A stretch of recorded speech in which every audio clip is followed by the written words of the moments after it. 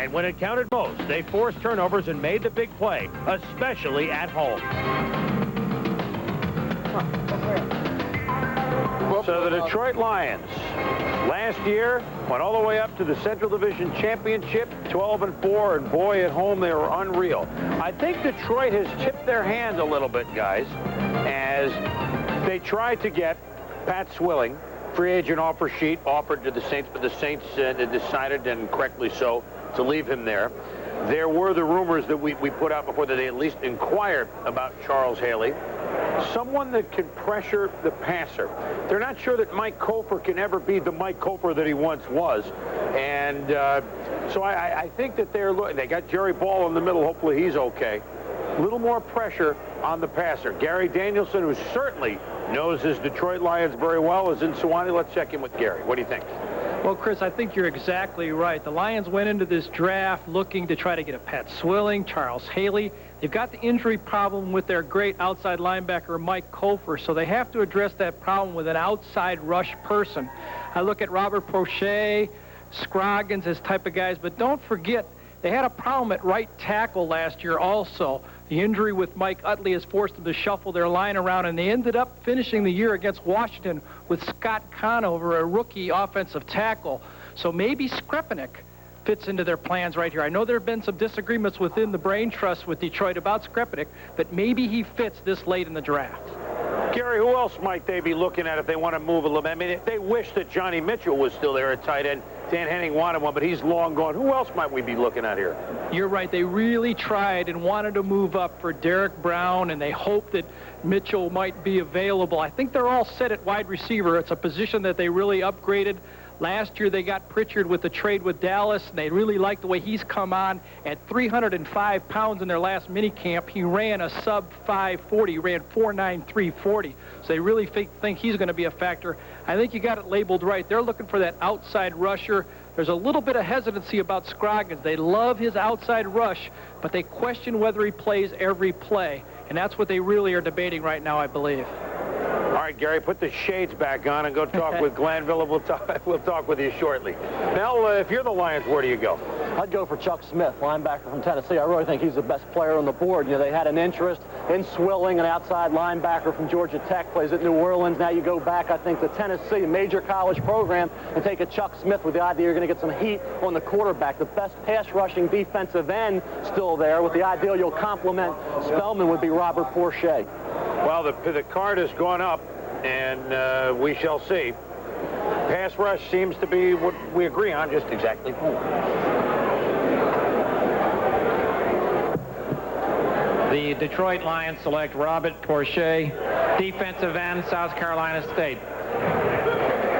Now, he is an intriguing player, Robert Prochet from South Carolina State.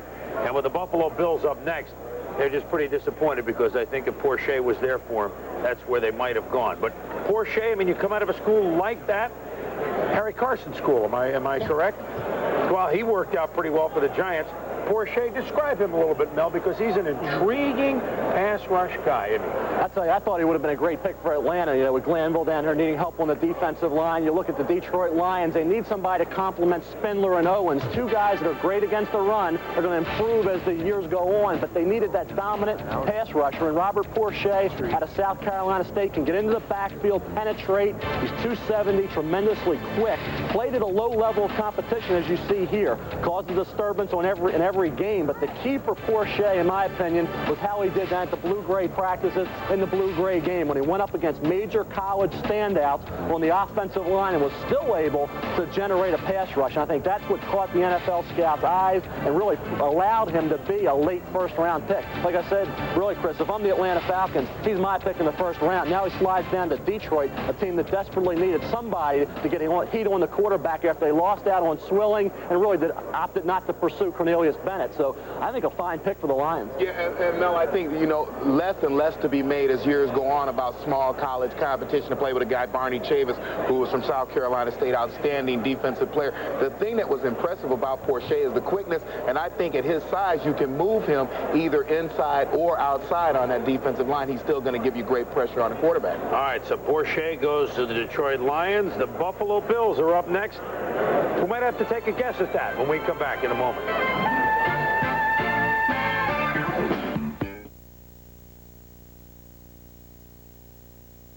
selection of clubs and accessories in Miami and the most complete variety of pro line equipment in South Florida. At the golf shop, we'll custom fit you to your club, and all repairs are done on premises by PGA pros. Shoes, bags, balls, clubs, professional service, incomparable selection, and the lowest prices. See you at the golf shop. 3 convenient locations to serve you.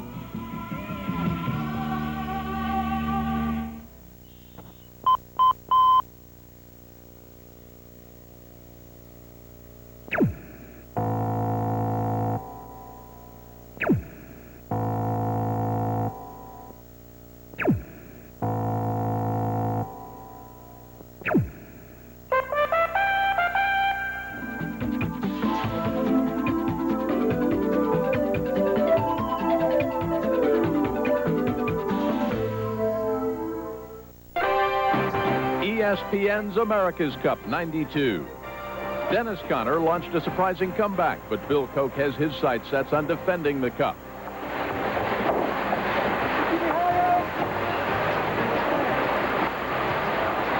Plus the battle of the red boats. New Zealand against Italy for the right to be called the Challenger. The America's Cup, the Defender and the Challenger finals today at 4:30 Eastern, live on ESPN.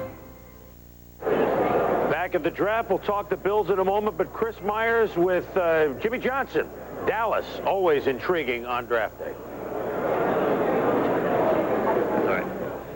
All right, thank you very much, Chris. We're with Jimmy Johnson. He addressed the cornerback area and the linebacker area, 2 spots you were looking at, and 2 players that you actually had in ahead of time when you brought in a group of players who stressed that they wanted to become Cowboys.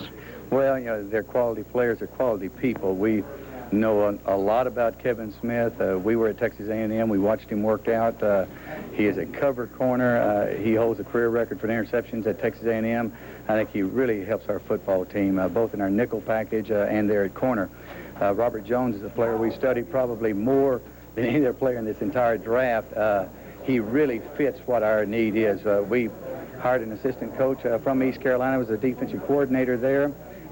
He coached the linebackers, and so we know this player very well, and I think he really helps us. He gives us a speed middle linebacker that's an impact player. Were there some anxious moments with Kevin? You traded down, then you traded back up? Well, yeah, probably the most trying time is when we were on the clock and we were trying to figure out, could we trade down a few spots, pick up a second-round pick, and still get Kevin Smith.